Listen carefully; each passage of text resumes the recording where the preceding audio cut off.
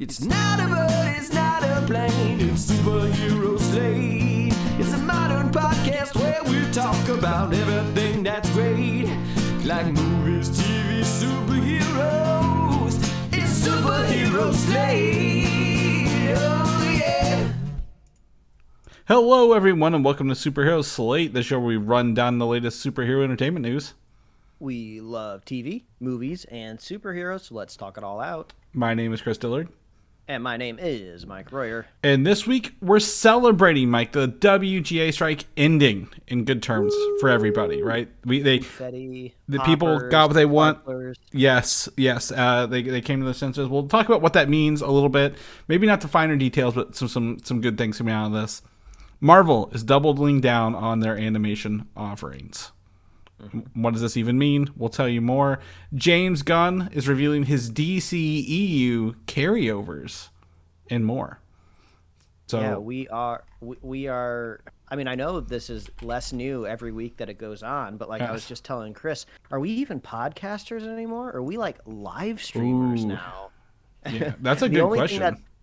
The only thing that stopped us from transitioning was just like, I mean, I know you're doing a lot behind the scenes, Chris, but to me, it's just like you just clicked one button that said live stream, and it's just like, oh, that was the only difference. Yeah. So we'll see how it goes this week, but I feel like we need to be like checking for like emojis in the chat. Do we need to be like people are always like throwing letters. They like drop me like a P in the chat or something like that. Yeah. Or drop me like an L or I guess L would be. I would say so don't do that. We had a really good experience last week when someone was like, "Hey, I can't hear the guy in the blue shirt," and that's because when we do spoiler reviews, we use different audio capture system than the other, like they're different scenes. So there was someone was able to tell me that, and I was able to catch up to it. So that was really plus. But absolutely, that I think we're technically live streaming right now, so hopefully I don't see any viewers in here yet, but that doesn't mean you guys won't catch up to it. But it is fun. It's very fun. And well, that's we'll because we do absolutely no promotion and have set no expectations of when we start the live stream at all. So this is just more gives Chris a nice little break when it comes to uploading the video to YouTube, because it's technically like uploading right now. We're getting it to you right to your ears right now. And on top of all of that, Chris has 4 beautifully vibrating wisdom teeth in his mouth, which I only find funny because I somewhat recently had mine removed as well. So I feel like I'm like sympathizing a little bit with adult wisdom teeth-itis, as I'm calling it. Oh yeah, thank you. No, I'm in horrible pain right now, people. Like just to cut through the butter here. Mike is laughing at my pain, and this is our friendship though. It's fine. I would laugh at his, he would laugh at mine. But yeah, I have some wisdom teeth movement happening, and you're fine, and you're like, oh, and then one day it happens, and you have so much pain, you're like, I miss when my teeth didn't hurt when I was just sitting still. It's like whenever you have like a runny nose or like a cough or a sore throat, right? You're like, I took for granted all the times things were just normal. And, it hasn't stopped me from eating or drinking anything. If I just sit still for too long without medication, it will come through, and it does hurt a little bit. So I'm here. I'm bringing my energy. I'm having hot flashes from this mic because it's just like woof, buddy. But we're having a good time, and we're here to do this podcast with us. But Chris, I'll offer you this one word of advice: one movie that you absolutely should not be watching with achy wisdom teeth. And I know you would never normally watch this movie, so this is kind of a moot point. But maybe the listeners out there will appreciate this. You can go ahead and skip My Big Fat Greek Wedding 3 out there, folks. And you might be asking, oh my God, I was so ready to watch that later tonight as a comfort film. Now, if I'll give a little bit of context. So the first My Big Fat Greek Wedding was one of those like smash kind of like, I don't know necessarily if I'd call it an indie hit, but it was a movie with an incredibly low budget and made a ton of money. It was like an absolute like phenomenon. It got people out of the house into the theaters multiple times to watch these wacky Greek kind of archetypes on screen. And it's a guilty pleasure in our household. If you like just kind of like rom-coms in general, definitely fits into that. They made a sequel, obviously, because, if you make a ton of money off a movie, you're going to go ahead and make a sequel. And it was just more of the same. A lot of, like, silliness, not as good as the first one. Joey Fatone is in it. If you're a Backstreet Boys fan, I guess you got to watch it to be a completionist. Boy, I tell you what, Backstreet Boys fans would punch you in the face because I'm pretty sure that's NSYNC. Oh, is it? Oh, yeah. Wait, no. Yeah, he's Is in it? sync. Yeah, he was just in the Hot Ones Joey? in sync one. Oh, yeah, you're right. Oh, okay. Well, either way, it makes him even more relevant. Yeah. So they went ahead and made a third one that just came out recently. I don't know what the impetus was here. I don't know, maybe it was delayed more than it had to be due to COVID. But, ooh, it's a stinker. It is all over the place. I mean, lucky enough, you have some of, like, the cartoonish family members around that are doing wacky, goofy stuff. But, like, the story is just incoherent. Like, I've talked about on the podcast before about how I'm relatively immune to, like, bad acting and bad editing. It's like for some reason my brain just like doesn't pick up on it, and it has to be like really egregious for me to notice like, hey, something's really going wrong here. And it's really it is all over the place. You're in one scene 1 second, you're in a totally different the next. You don't know when you got there. You're slinging back to the next one. You don't know where you are. So Chris, just avoid this one. Well, and you'll be fine. we haven't used this in a while, so I pulled up the numbers, Mike, to check Big Fat Greek Wedding. Ooh, I didn't even look at the box office for this one. Okay, so the first one came out in 2002. Okay, we're 21 years ago. Worldwide gross $375 million. Ooh, and the budget on that one had to have been 2002. nothing. That's good money. That is good money. 14 years later was Big Fat Greek Wedding 2 in 2016. Worldwide gross of $92 million. Diminishing returns. Jinx. Obviously, but it still made money, I'm sure. And this one, like, to go to show you probably how little this one's going to make, we were trying to go see it in the movie theaters today, but there wasn't a time that was lining up. And then when I was looking up the theater, it said, or rent digitally at home. And I was like, this movie just came out. So we just watched it on the couch, which was probably the better option. My Big Fat Greek Wedding 3 came out September of 2023. 35, we'll round up, 35 million worldwide. So even less than throughout the whole thing. So absolutely, I'm really glad everyone tuned in this week to episode 444 of Superhero Slate, so they could get an update on the Greekiverse. Yeah, so let me go ahead and tell you what I saw this week, Mike, because I didn't put in the notes here. I went and saw Wicked, the play, for the first time. Oh, yeah, I saw your Insta post. Because I've never seen Wicked. Have you seen Wicked, Mike? No, I feel like... Oh, this feels like something that I figured you and your wife would have seen. No, so. I feel like Wicked is something that I'm sure I would enjoy watching, but it almost feels something that like has existed for so long. If you come across like a theater nerd, right, they'd be like... They'd almost be like, "Oh, it's like way too mainstream to like it anymore." But I would still like. I didn't feel that at all. I felt a lot of people did want to see this in this area, and it was pretty good. But I will say, we saw it here. The music or the audio mixing, the audio mixing, like hearing was some of the worst I've ever been to in a play. I could I could hear them singing, but you can't make out the words. Like when like you like you're paying attention, but you can't hear what they're saying. I'm like, what are you saying? So that kind of like took out a lot of like the larger, like if it wasn't one person, like more than one person, it was just ruined throughout. So that sucked. However, I think this would make a great movie. A lot of people say we need a Wicked movie, and I think this needs to be one. Chris, the second you started talking, you were doing a little bit of Googling on my behalf, so I did a little Googling on your behalf. Wicked Part 1 is scheduled for release November 27th, 2024. Wicked Part 2 will be released November 26th, 2025. Yeah, and it's got a pretty good. It's got a pretty good half. So it does. For people who don't know, this is a prequel to The Wizard of Oz, if you will. And the actual Mike, I don't know. This is not a spoiler. This is actually very fun. The second half takes place concurrently with The Wizard of Oz. So, that's fun. I know. I'm like, oh man, that thing's got to be well out of copyright by this point, right? So like, we're overdue for a Wizard of Oz movie that's not Tim Burton's. Visions. I was just... Or no, Sam Raimi. I was just about to ask you this, but I'm on the Wikipedia page, so I have all of the information I could ever need.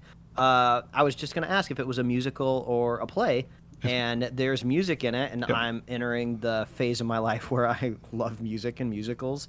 So, yeah, I'll have to see if maybe I can go see this before it comes out as a film. Yeah. But I feel like the film is like the crib notes. That'll be the cheater. I can just go see the Well, movie. if they're doing it in 2 parts, that's pretty good. That means that we're going to get full act rather than a condensed version. So pretty excited about that. Who is directing it? Does it say, or which company is producing it? I was just looking that up. John Chu is going to be directing. So I don't see the studio there. For some reason, it screams Warner Brothers to me, but I couldn't tell you. Oh, I've seen this because Ariana Grande is playing Glinda, the Good Witch. Okay, this makes a lot more sense now that I'm looking at this. So, I have heard of this. I just I've never seen it before, so it's over my. But I did have a good time. I think it's a good story, and I'm very excited to watch it. So. Universal Pictures. All right. That's fair. That's pretty good. I'll take that at this point. So, cool. Well, that was what we have, Mike. Unless you have anything else, I think. Oh, I do want to say one thing. You mentioned this, and someone else mentioned Gen V got a theatrical early release this week. Someone actually asked me to go while I was in Wicked, and the first 3 episodes, I believe, are on Prime. And you mentioned you're going to watch them. Yeah, I was pretty surprised. I don't know if I just wasn't being targeted by the marketing, which is very, very odd. But all of a sudden, I was like, "Oh, Gen V's out, and we're recording the podcast in like an hour. I can't fit any of these in." Well, yeah, I didn't know it actually came out either. I just knew they were doing the screening. I don't think I'm gonna watch this until it's all out. If I'm gonna be completely honest with you. Oh, you're gonna do the binge model? I don't care about spin-off shows of the shows we're currently enjoying. Are you familiar with Fear the Walking Dead, Mike? Oh no. Yeah, I'm very familiar. Yeah, so like I'm sure it's a good show, but I would we're waiting on season 4 of this to drop, right? Of The Boys. So like yes, we're doing Gen V. No, The Boys is not in the title. Like, and I'm sure it's probably well done, but I'm just gonna wait till it's done because I just don't care enough about a spin-off show in a world where I want to see the main stuff. See, this is what happens: is I'll watch it and then I'll make you want to care about it. Yeah, it's good enough. So boy, you just gotta wait for me to get in there. The more you like it, the less I'm gonna want to watch it, Mike. No, I'm kidding. But so anyone who's watched it, yes, we know it's out now because we just found out today. But we'll probably come back at some point and talk about the show. I don't even know how many episodes it is. 6, 8, 13?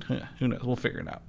But let's jump into a hot topic right now, and that is One Piece. One Piece. First and foremost, welcome all new listeners from our review who caught our review on YouTube this week and subscribed to the show. Welcome to our regularly scheduled program where we break down comic book and superhero and anime movie news, or TV news as well on the show. But One Piece has dominated Netflix's top 5 for the 4th week in a row, which is great. I don't. This is not any surprise to me, right? You? It feels like they've kind of finally got wide enough, right? They cast a larger net. I guess sailing pun, pirate pun included. Yeah. So this is good for them, right? I don't know if we're quite up to like a Stranger Things fervor just yet, but you got to build on it, right? Well, the first season of Game of Thrones didn't control the universe. The first season of Stranger Things was applauded, but it was a slow viral growth. Yeah, well, I would also say One Piece has the things that those don't, and that's, well, I guess Game of Thrones had books, right, to kind of bolster that, the novels. One Piece has an anime and a manga behind it to kind of bolster it, and all the other stuff. I didn't know there's a One Piece card game. And I guarantee you it's fully stocked at Target because the show just came out.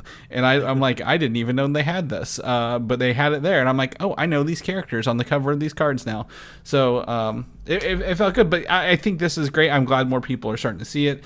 I do appreciate the people helping us fill in information about the anime in the comments. That was really funny.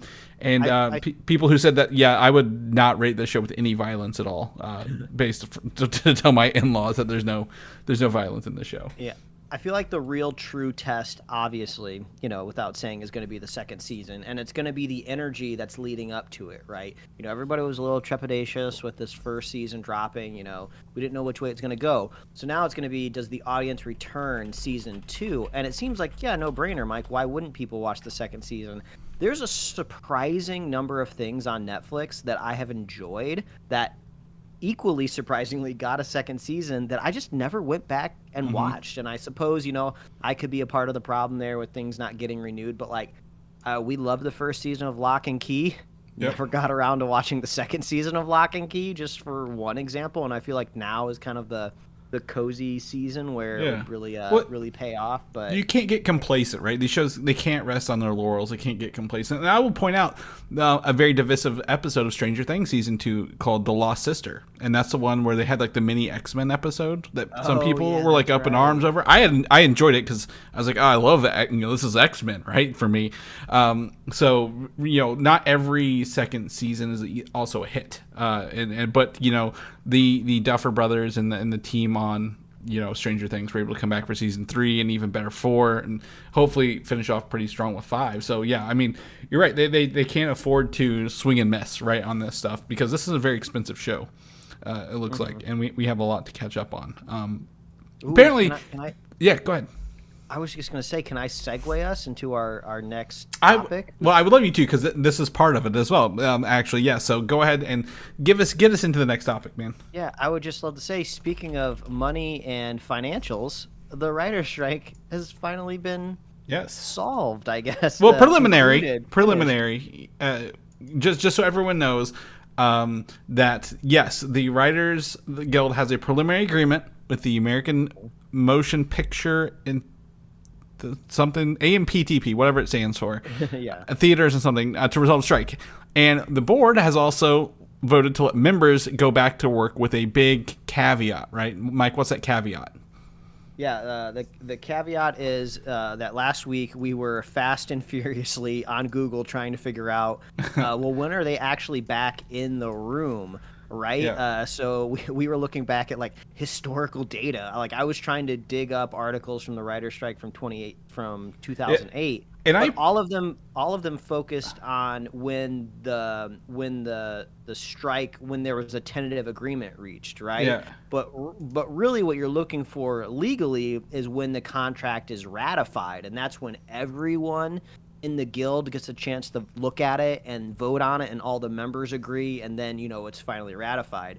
But what we found out pretty quickly last week is that there's kind of like there's this nebulous gray area in the middle where the strike is concluded and the picketing is concluded and everyone can get back to work under kind of like the guise of like, oh, we're pretty much certain that we're going to come to an agreement here, but like, don't go do anything too crazy just yet. Yeah. Give it like a week or two. Yeah, you can go back to work. However, there is a vote coming, I believe October 2nd through the 5th, for the members to vote on that essentially make this agreement truth, like law, right? Like, hey, this is what our new agreement is. And things could, obviously, if it was a bad agreement, it could vote in the other direction and it wouldn't stick. And then obviously you stop working. But this seems to be a good agreement. It seems to be in the favor of the writers, with a lot of their sticking points kind of solved. A lot of things on AI writing and accreditation to what an AI. A studio can't tell you to go. Here's an idea, go right with AI, or if the idea starts with AI, they can't get story credit or something. There's some really cool stuff in there if you go read it.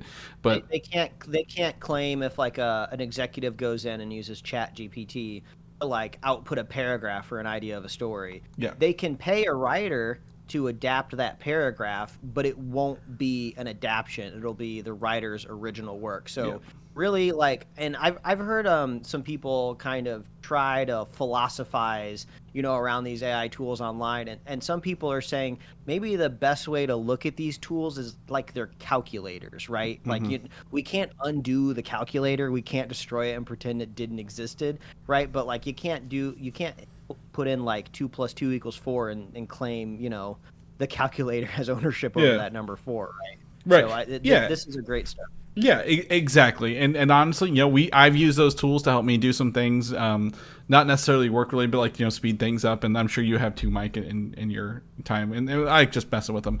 But the best part of this is now that the strike has kind of is moving towards a resolution quickly, that SAG and AFTRA are now meeting with them, looking, starting this week, to have those conversations because they had a lot of similar sticking points, right? Likeness and AI use of those characters. So I feel pretty confidently by the end of October, maybe early November, both of these strikes will hopefully be resolved in their favor. Yeah. And if no one out there is just too familiar with just production cycles or just like the ebbs and flow of just like the yearly calendar, unfortunately, since a lot of this is kind of wrapping up towards the end of the year, a lot of like studios and production companies are probably still going to call the rest of the year a wash, right? At least with like new projects and new things getting off the ground, right? Obviously, things right now that are in the writing phase will get back to work. And then when the actors are done, things that were paused in the middle will be able to get back to work. But we probably won't be hearing a lot of announcements of brand new stuff until the new year comes along. But I think when the new year does come along, it's going to be fast. It's going to be furious. We're going to have like tons of announcements of a ton of things. Like it's going to be a really, really, really busy start to 2024. Yeah, absolutely. And obviously anything that was currently in production will probably pick back up fairly quickly. I don't have it in here, but like Deadpool 3, right? We know it was filming. Once that filming is back, Ryan Reynolds can actually start writing again if he wants to, right? Or the crew can. Once they can start filming again. But some of the projects resuming immediately include things we talk about all the time: Last of Us Season 2, One Piece Season 2, Stranger Things Season 5. Things that are not in front of the camera yet can still work, to Mike's point, through the end of the year, right? Things that we know that are happening. So I think this is a big win for everybody. I'm glad, it's sad that it has historically been so long, but these are some pretty good, I would say, safety nets for writers, right, at the end of the day. And go ahead. I think one of my favorite tidbits that came out of this, because I was listening to some podcasts where some of the members of the negotiating committee were kind of out there doing like their press line. And one was obviously probably one of the second bigger headlines is the streaming residuals have finally been negotiated, something that historically just straight up has not existed. So now the guild will finally receive performance numbers from these streaming individuals.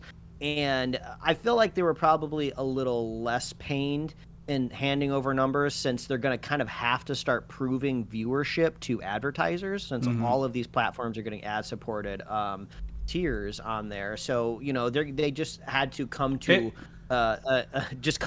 come to the idea of like, oh, we're going to have to start releasing numbers out there into the world. Well, and also, one of the things is, the previous Bob at Disney is being sued by shareholders because they weren't releasing real streaming numbers either, right? Like real membership numbers. So like, obviously it's not just the writers, it's not just the actors, it's not just the advertisers, it's everybody needs to be held accountable. And with I've mentioned, the streaming bubble bursting, this is something that is going to be, it's going to be just we're going to know. They're going to know, and it'll eventually get to us eventually. But I think this is great for everybody, Mike, and hopefully you're going to see more of that in your area, since you're out in that part of town.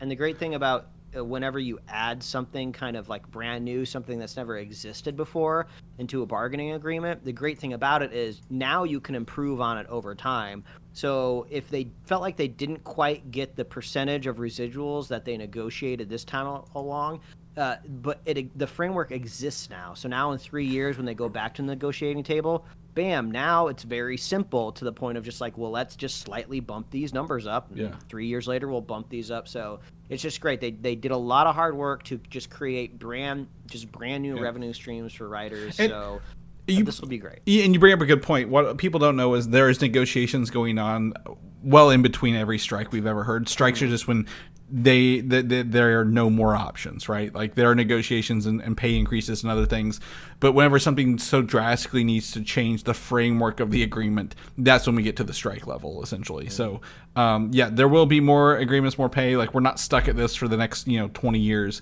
Things will come along, so hopefully they can resolve those quickly without that. All right, let's shift some gears, Mike. Let's talk about some fun things. Bethesda, are you familiar with the video game company Bethesda, if you will? Yeah, they make all of those kind of like first person role playing games. Yes, Skyrim would be one, right? Like or what's it called? Did they do Baldur's Gate? No, they didn't do Baldur's Gate. That's somebody else. Okay. So Fallout, Elder Scrolls, They've also worked on Doom, the newer Doom games. Starfield, which just launched, right? So they are also, reports are they are working on a game, and quote unquote, under the Disney banner, Mike. And they make quality games. They make some real high quality games. So this is very excited for this to know. Now they're also still working on an Indiana Jones game. Why did that come out weird? Indiana Jones game that was announced several years ago, and this is not that game. That is not under there. So I was going to ask you, if Disney, huge, big banner here, but I'm going to assume it's not Marvel, it's not Lucasfilm, it's not Pixar, it's just straight Disney. What Disney property would go to a Bethesda that you would play like an RPG? Yeah, I mean, like, do you just automatically assume that we're leaning towards like more adult or mature content? And if so, like, do you just kind of like rule out maybe all of the animated stuff and try to think what else do they have ownership over? Yeah, the fact that like the rumor, like you said, is around Disney. Yeah, it's probably not like Marvel, especially since they already have a lot of these games announced already. And Marvel has a games banner, right? They probably wouldn't say Disney games for that. I will say I'm trying to think of what it could be, to be honest. So this company, Bethesda, has previously worked on the Pirates of the Caribbean games in the early 2000s. Okay. So when you mentioned dark, there's a lot of things with pirates going on lately out there. Microsoft even owns, there's a sea game they have that's been out for forever, and I forget what it's called. It's a pirate game. So do you think maybe it could be a Pirates of the Caribbean style RPG, maybe? I mean, I would think if you were a company that maybe wanted to synergize with the release of a video game and another property, we do know that there's been bubblings of another Pirates, probably like reboot or relaunch or something in that vein. Nothing started production, right? So maybe if they got started on a game, maybe by the time a movie comes out, there could be something to see. That would be kind of cool. Now it gets my head spinning of like other like, maybe it could be like a Jungle Cruise game or like what other park rides could possibly be turned into maybe Space Mountain. Space Mountains leans into Starfield. Now I would say one of the cool things I would love to see, if they stayed under Disney and leaned into animation and maybe not R-rated, maybe not dark, but like maybe kind of like how they're mixing and matching all their Disney stuff with the Lorcana card game and the Dreamlight Valley game. They also have like something called like Mirrorverse. Mirrorverse, yeah. So like, what if it's more of a a Kingdom Hearts, right? So maybe it's more of a bigger mismatch of the Disney world somehow, and you're like, it's a first-person RPG rather than a turn-based RPG like Kingdom Hearts in like the larger Disney lore.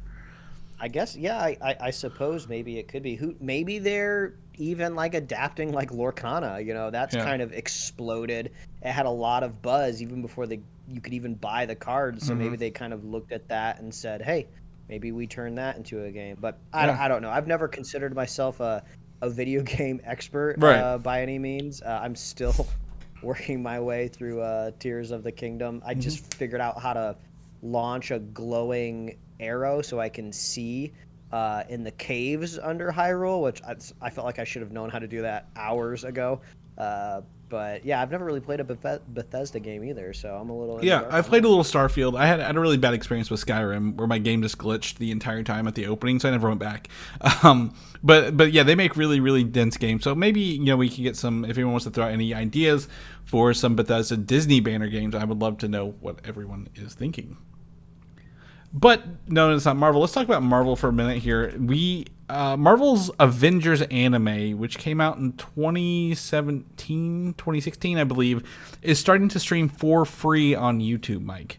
Which, is weird, because why would it be on YouTube and not on Disney Plus? But then I'm like, well, wait, maybe they don't want to pay residuals on Disney Plus and they can advertise on YouTube, so maybe that's why it's going here.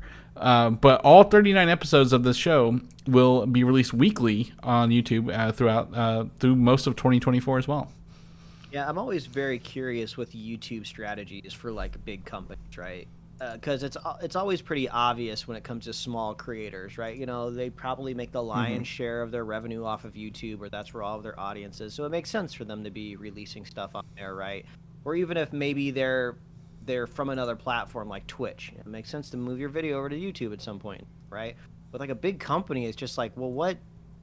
I guess it's just comes down to what ad rates that they can negotiate just on their own behalf, because we do know that you can negotiate better ad rates if you're like a bigger company or a bigger studio. You don't just have to rely on kind of the built-in ad tools. So maybe, you know, they're kind of like waving their big Disney D around and like, hey, we got this Marvel property and we got a bunch of advertisers to sync up next to it. I don't know. I only bring this up because there's this comedy TV show, kind of variety show that I've been wanting to watch called Taskmaster, which is like a UK based show, which is not unlike what they're doing on Dropout with Game Changer, which I have been binging and loving. It's so good, isn't it? Game Changer is so fun. It's so amazing. It's you got to go watch it. I mean, like Dropout like costs like no money at all, and like you'll just be. It's like millennial Whose Line Is It Anyway is like the easiest way to describe it, but it's just so much better than that in my opinion.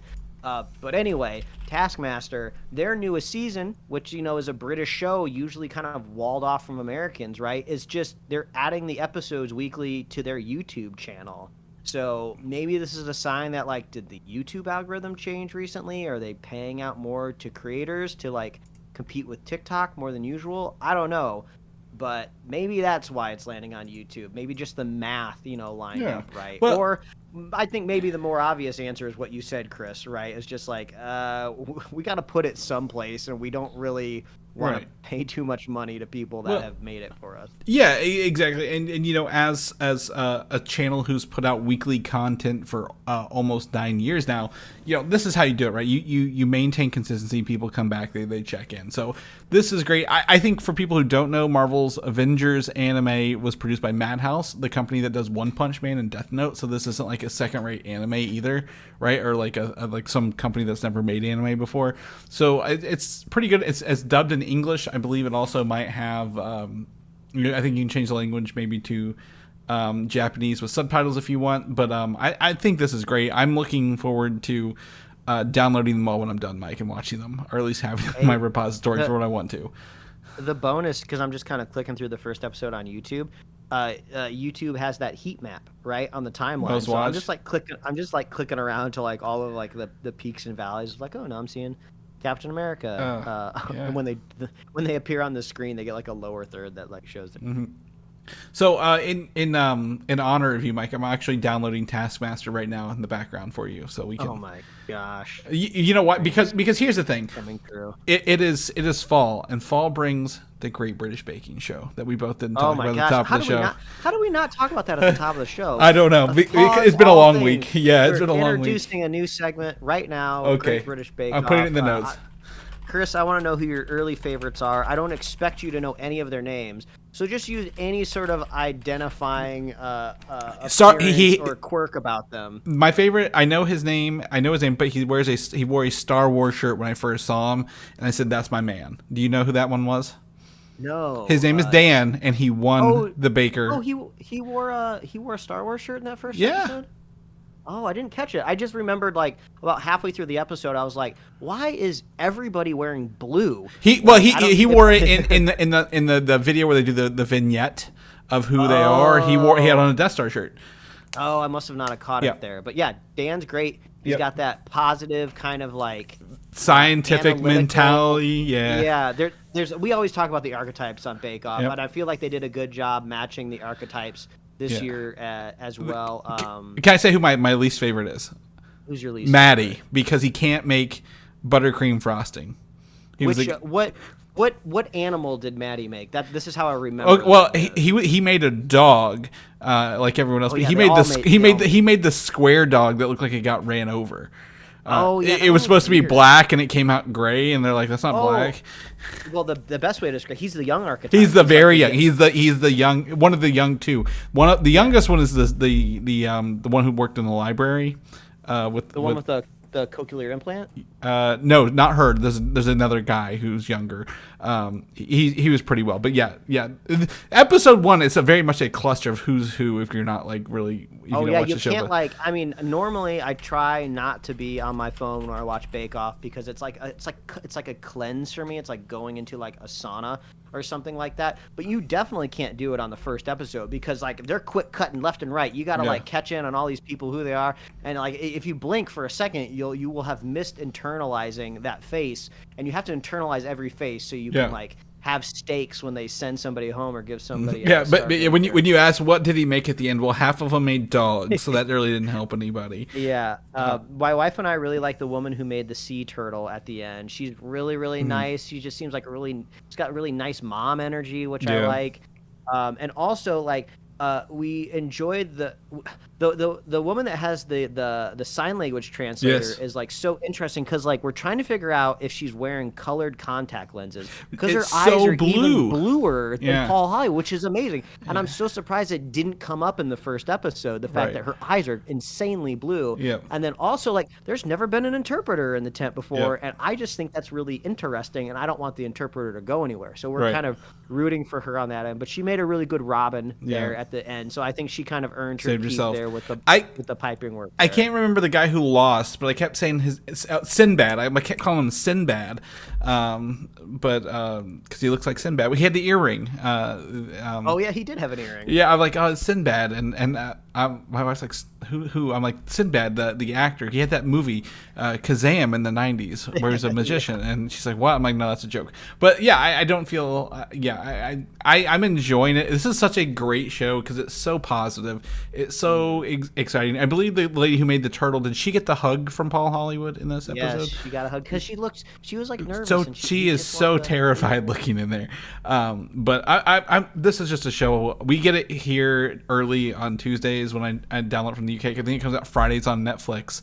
But boy, the Great British Bake Off, Great British Baking Show, whatever you call it, it is just a fun show all around. Yeah, I'm gonna be out next weekend for the podcast because I'm gonna be over there in their neck of the woods, and I'm just like, I'm gonna miss Bake Off for a week. And I'm like a little bummed about it, but I didn't even think I should look up and see if there's been any contestants in the past that are in the areas that we're visiting to see if they've opened like any stores, any bakeries. Yeah, I don't know what the percentage of success is because I know if they get popular, if they get further enough along, they almost always get cookbook deals, right? Which is great, but I feel like far few of them open up physical locations. This is American Idol for people who bake in Britain, essentially. You're gonna get like a song or two deal out of it, but only the popular ones really get the albums. Yeah, exactly. But yeah, absolutely, yeah. Figure it out. And if not, Mike, you've got my hookup. My bandwidth is international, so help yourself to whatever you need.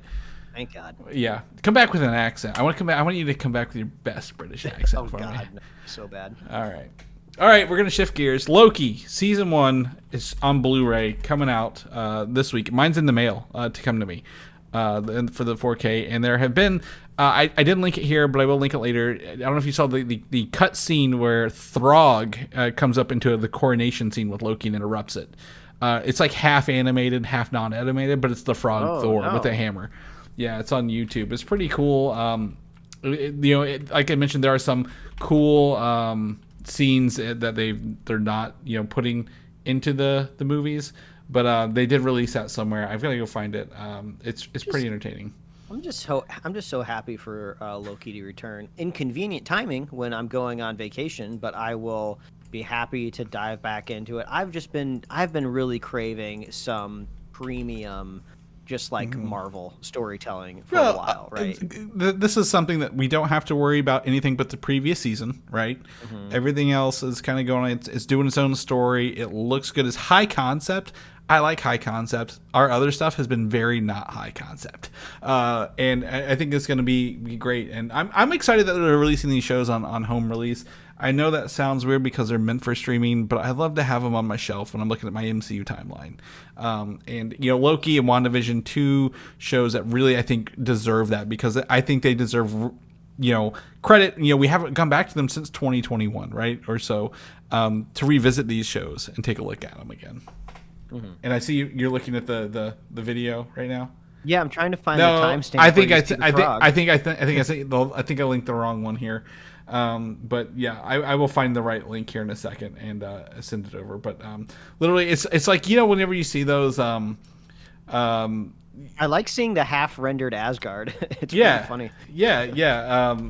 So let me see here. Let's see here. I'm gonna find it here in a second. It was also voiced by Chris Hemsworth, which is really funny. Oh, here it is. So I'm gonna officially put it in the show notes now, so you guys can see it and Mike can watch it here for us live. But while you watch, I'm gonna talk, Mike. I'll spin some lyrics here. Vamp for me. Throg is very interesting. He is a frog variant of Thor, I believe, from the animal Avengers line, like Spider-Ham and Peter Porker. I know these are obviously pig ones, but they're not pig one, like they're not all pigs. I forget what Doctor Strange is, but like Alligator Loki. We saw Alligator Loki, and then we have Frog Thor, commonly referred to as Throg in these. I wasn't expecting kind of like this comedic like time freeze snapshot. This is pretty funny. I wish they would have left that in the show. Yeah. So and Throg was already in episode 5, shown trapped in a jar in the first season. So he did have a couple scenes. But yes, absolutely, I'm excited to do that. Season 2 drops this week, Mike. We get a double dose of the final episode of Ahsoka and the first episode of Loki. Season 2 this week. So and best part, guess what? It comes out on Thursday before you leave, so you're gonna get a go on your trip. Nice. Thinking about Loki. So fantastic. If Mike's thumbnail that he created didn't give it away, we're gonna talk about Wakanda, the show, and this Black Panther spin-off series we've not talked about in a long time, which is being produced by Ryan Coogler, is now highly rumored to be an animated show, Mike. And this has been revealed by Marvel Studios. They have founded multiple production companies for different things, and one of them is called a company called Maglev Train, and it's working on Golden City. And these are all essentially working titles and fake companies. Well, Maglev Train is a reference to the trains in Wakanda, right?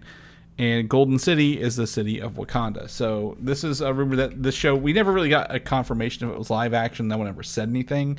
But with, production being ceased and probably cost being saying, hey, we got to make these things cheaper for our streaming streaming service that's losing money, this is probably what they're going to do with it.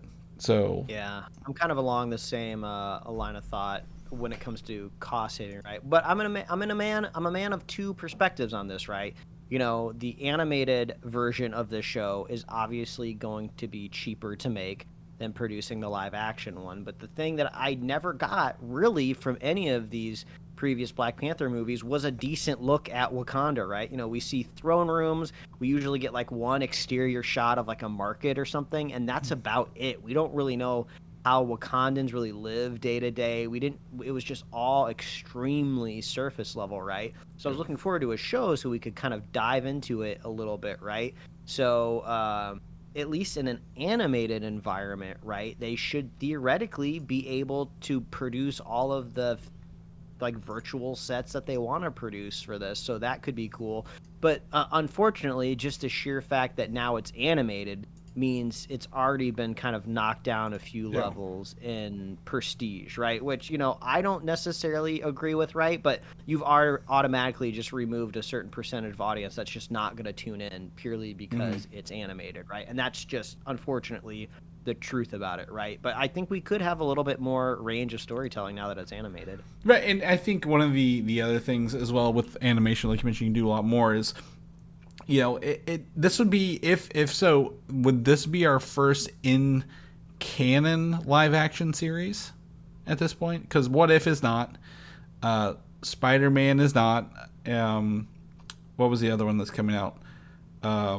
Marvel Zombies is not. This would be and I Am Groot is live action animation, so I'm not going to count that. So is this like the first animated portion of this? And I would almost be worried that if it didn't perform very well, either through the audience or critically, they would just go ahead and say it's not part of the canon, right? Because, they have that ability. If it's live action, they have to commit to it being part of the story in the universe. But once it's animated, I feel like it's just one hand wave away from being removed from the official MCU timeline next publication, right?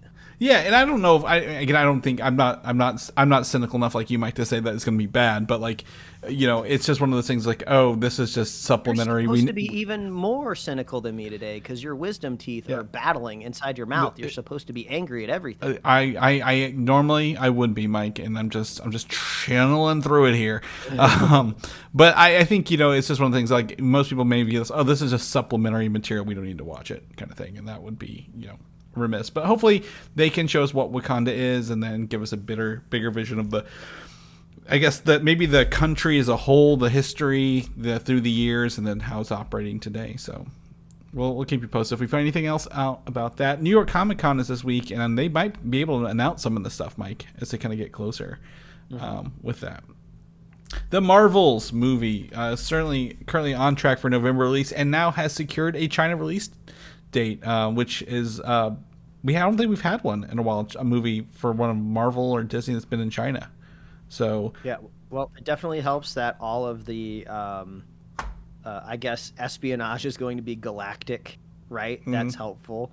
I don't remember if Guardians Volume 3 got a Chinese release, but I'm sure animal rights could have been something that could have been a stickler. I'm just guessing. I'm just trying to think of things that could have been politically charged, in previous feature films. But yeah, I guess when you go to space, just all entirely, maybe the themes are a little bit easier to get across there with the sensors. Yeah, I'm gonna pull it up here on the numbers, Mike, because we can do that here. China did have Guardians did have a Chinese box office, and It came with $845 million. So, pretty good. What was the other movie is that the last Marvel movie we had? I think it was, wasn't it? Wow, man. I'm trying to remember. That was the beginning of the summer. I guess Spider-Man, International. Yep.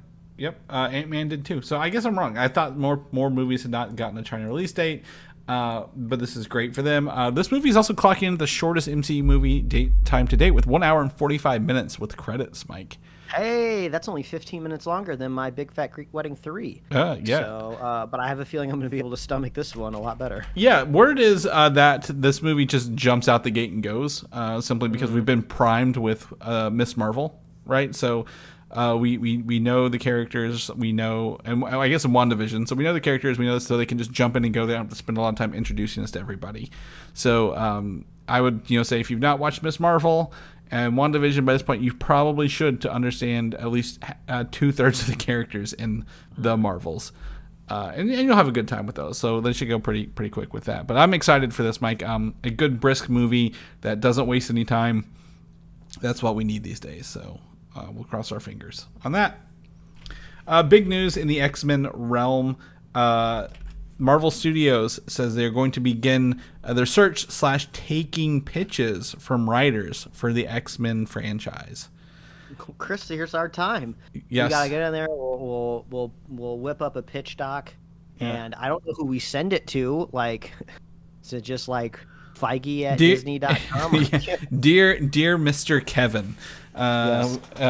we have a pitch for you? I'll see if I can find his favorite restaurants out here in town, and I'll just try to drop pitches into his I think if car. we bribe hang the valet. If we hang out at Lids long enough, do you think he'll stop by to get a hat? I feel like I feel like he's got a guy at Lids somewhere that's doing some custom embroidery on his hats. Okay, we might need to go bribe that guy then to get us in here. But so obviously this means there's no going to be a decision until the top of 2024 with production and obviously director searching. I mean, this is looking like a late 2025 movie, 2026 movie. So they're either going to pop up in Secret Wars, or this might be one of the first movies after Secret Wars, Mike, right? When they do that quote unquote reboot, if you will, the soft reboot. I keep seeing little fancy photoshopped Instagram tiles in my Explorer feed of, this will be a reboot of the Marvel Universe after Secret Wars. So at least the internet's running with the rumor. or the idea, the soft theory, you know. Yeah. So and obviously we've all been proven wrong before, but this is very exciting to know that they're working on it, right? With X-Men 97 coming out soon, a lot of Funkos and like merch coming out. One of our ladies I work with had on a X-Men 97 shirt the other day, and I'm like, is that? She's like, yeah, I loved watching it as a kid with my brother. I'm like, let me look at that, and I'm like, oh, this is the new artwork, because you can tell because Storm has her mohawk and what's her name? Not Dazzler. Jubilee has her more Asian descent look to her, like right in the artwork. So I'm like, oh, this is the new stuff. So we are like on the cusp of new X-Men content, Mike, and that theme song, that classic X-Men animated theme song that we all crave. All right, we're going to shift over gears into the DCU land. This week, James Gunn has revealed which 4 actors who will continue from the DCEU to the DCU. And those 4 are probably no surprise to you, Mike. And we're not surprised to me, but Blue Beetle and the actor, I'm going to butcher his name, Jolo Maridueño, John Cena as Peacemaker, Viola Davis as Amanda Waller, and Freddie Stroma as Vigilante. Yeah, I mean, not surprised to see John Cena sticking around. I mean, from the Blue Beetle perspective, that's strong. Mm-hmm. I feel like that's almost an official statement that the movie performed well enough to keep that portion of the franchise moving forward. So that's good. But it makes me wonder, like, you know, does that mean whenever we see James Gunn's version of Batman, he's technically a fascist because George Lopez called him one in the movie? I don't know. I guess he has to canonically exist already. Yeah. But who knows? I've also seen James Gunn, I think, also officially said that it doesn't necessarily mean that version of them is carrying over. Yeah. I think he's tweeted that. Yeah, well, the next line is that he has said that the DCU canon canonically starts with Creature Commandos and Superman Legacy. So yes, Blue Beetle, the movie, may not carry over. Some portions will, especially the actor/character, but that doesn't mean, again, that line will be either, right? Or any of the other pieces. George Lopez may not come with them. We don't know. That's true. So maybe just the fact that the character has been onboarded already. You know, when the next time we meet Blue Beetle, he's, you know, a fully fledged hero already, and they don't really need to harken back to what happened in his movie, which is a bit unfortunate because his movie kind of did end in a little bit of a cliffhanger. But who knows? I mean, the funniest part about all of these, like, kind of like James Gunn drops online, it's always just go into the replies, find the Zack Snyder fanboys, and they still cannot accept the fact that the world has moved on from their gritty take in the Snyderverse, and it's just like, man, there's no helping these people anymore. I think we have filtered more and more. As every week, every year, you know, goes by, you know, more have dropped off the bandwagon. So now it's just like the extremists left, right? Yeah. Just the nutso people that have, you know, just random, like, they're playing with their Barbies and having hard obsessions with Zack Snyder's. Yeah, but I get a lot of joy out of that, just seeing these people break down of just like, and it'll be nice, obviously, if Superman Legacy and also to a lesser extent Creature Commandos is insanely good, effective, smash breakout hit. Everyone likes it, and it just can't be denied anymore. And then maybe finally the Snyder heads will sit down. Yeah, I doubt it. But you know. You at least know where to find them, I guess. Now they're a little more. They're not spending money on those airplanes, but you know these are 4 strong characters. You know, Viola Davis as Amanda Waller. I believe, was she in the first movie? Was she in Man of Steel? I believe. Oh, that's a good question. I feel like she wasn't cast until the first Suicide Squad. No, she was Batman v Superman for sure. She was? Was she like at the end of it? Was she like in a post-credit scene? I thought she was part of the people talking about Batman. Let me see here. I'm just gonna look her up. I mean, I guess I really didn't bring up. I mean, to me, like, Viola Davis, obviously an amazing actor, brings a presence to the screen every time that she's on it. But to me, I just feel like the Amanda Waller character, I've just really haven't really fallen in love with with any interpretation that I've seen on screen, right? Obviously, like she's badass and like she's commanding the room, but like I feel like there's so much stigma around the character, her version of the character for me, just because I associate her 100% with the David Ayer Suicide Squad, and I just can't turn that off in my brain, which is unfortunate.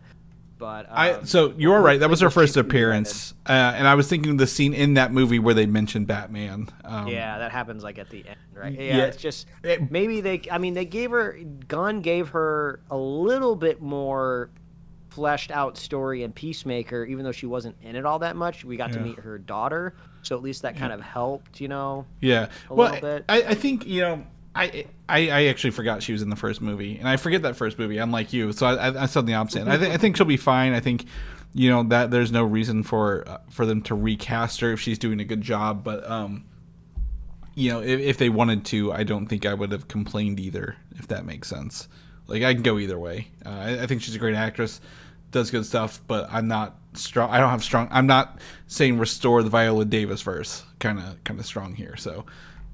Absolutely fine. And then obviously Peacemaker, Vigilante. I didn't really expect it, but I'm at the same time like that's a good call because he is the Peacemaker foil, and was a great part of Peacemaker. So, hopefully we get some release dates on Creature Commandos sooner than later, Mike, and we'll report back here for everybody else.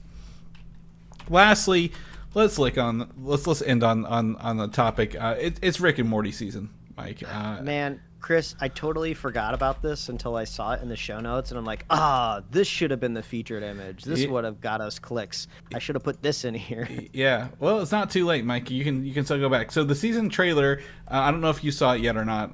It is. I saw it, yeah. So it is revealed that they're using sound alikes for the show, Mike. We've been doing a lot of recaps and reviews up here, but they have decided. Since Justin Roiland has been let go from the show due to alleged incidents earlier this year, they've used sound alikes to voice over the show for season 7, and honestly, sounds pretty good. Hate to say it, I didn't. I was trying to pick apart things, but at the same time, I'm like, that's not the point of this. The point of this is to enjoy the content for what it is, not if the voice is off by just a second. You'll get both sides of the feud in the comments, similar to when I was talking about the Snyder fans, right? You go into the comment section of anywhere this trailer's been posted, you're going to be hearing people saying it's trash, it's awful. Then you'll hear people say like, oh, it's an exact sound like, what are you talking about? I'm more in the camp of it sounds just like Justin Roiland, and I truly believe that if they did this secretly and we didn't even know that the voices have changed, nobody would have picked up on it, right? It's just the fact that people are looking for something to change and be different. And I've seen some people out there on the internet that have worked on the show for the past, like 5-6+ seasons, that have been there the whole time, and they say like, if you actually are a fan, you would have noticed that the voice just has inherently changed on its own over the last couple of years, just as like the characters have evolved and, the vocal performances just change. I for some reason, I was never expecting, and I don't know why, it's obvious, that 2 people could have been brought in to replace the voices, right? For some reason, I just always assumed they were going to look for somebody that could do both. But yeah, I guess it makes more sense that you can probably find 2 people that can just do one really, really well. So I think the only thing that I've seen before, and I don't know if it's been like an official statement, but apparently they're relatively young voice actors. They have not announced who it is yet, and they're not putting that even anywhere at this point. So I think that's a smart idea to do that, but by not singling them out yet.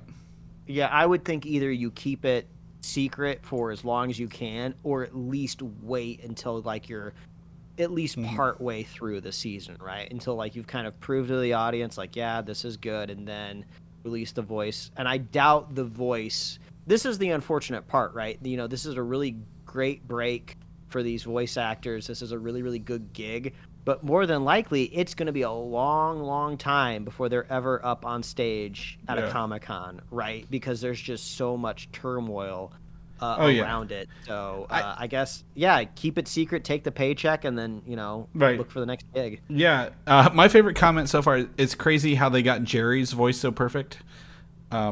Because Jerry didn't change. He's the same actor over time. But overall, the adventures look zany. It looks, like a pretty standard fare for Rick and Morty. Obviously, the other part is people are like, yo, there's a writer strike, there's an actor strike, what's going on? Season 8 was already written and ready to be animated before the strike, so my guess is they're animating this for next year's release. And then part of Season 9 was already written, but now that the strike is over, preliminarily, they can get back to working on Season 9 as well, because I believe they are renewed at least through Season 10 on the episode count. So I'm excited to dive back into Rick and Morty, Mike, because again, as I mentioned earlier, it's a very high concept show. Sometimes I like how it pokes fun at things, and then also it's fun. They're not all zingers by any means, but it's a show that knows what it is, and I'm excited to get into it. So, but thank God we are past the Szechuan sauce fiasco of season 2 or 3 or 4 that they had. So. Now we just get the other sauces from McDonald's. What were those? I sent those to you earlier this week. There's 2 McDonald's sauces coming out. Oh, yeah, folks, I don't even remember. In case you didn't look. Starting October 9th, 2 new sauces, sweet and spicy jam and Mambo. Sweet and spicy jam sauce is described as a jammy red pepper sauce with tongue-numbing Szechuan peppercorn kick and extra heat from cayenne pepper. And Mambo sauce is described as a tomato-based sweet and spicy vinegary sauce that's inspired by a sauce popular in Washington, D.C. So, don't know what those are. But anyway, sorry, that was our snacks moment for the show while we get into it. But yeah, anyway, so that's the show for this week. Mike, if people want to know what you're up to, what you're doing, where can they find you at, my friend? Well, they can find me at Mike Royer Design on Instagram, Twitter, and TikTok. And you can read my webcomic at liferewardsrisk.com. Chris, if people want to catch up with you, where can they find you? You can find me on Instagram, Valdan87, VALDAN. Or on video game systems of the same name. We're almost a Spider-Man 2 season, Mike. I'm so excited for this. So it's coming up this month of October. Now people know more about the show, where they can listen to us, where they can catch our live streams. Now that we're live streamers, where they can get all that goodie at. Well, as an old-timey businessman might say, you can find where we hang our hat at superheroslate.com. We got an awesome upcoming release calendar if you want to see where the current state of all the release dates of all the things that we talk about on this show are at. We got no annoying pop-up ads, no newsletter, sign-up module that's going to annoy you, no ads. I don't even think we had to conform to the website regulations that the UK passed, because we're not doing any sort of tracking or anything over there. It's just a nice tool that we like to give to everyone out there. So you can find that at superheroslate.com. We're on Apple Podcasts, YouTube, obviously, Spotify, wherever else you love to listen to podcasts. And if you want to get swag, you can go to superheroslate.com/store. We love hearing from you. Please reach out. Let us know what you're watching, what you're reading, what you're listening to. What games you're playing. Yes, what media you are consuming. We love hearing from you. And most importantly, if you want to be a super fan of this show, all you got to do is share the show with a friend, share the show with a buddy, and we will be here every week, folks. Parentheses, asterisk, I won't be here next Mike week. has missed so many episodes this week, he might not get a passing grade this year, is what I'm going to tell him. But anyways, we will see you guys next week. Bye.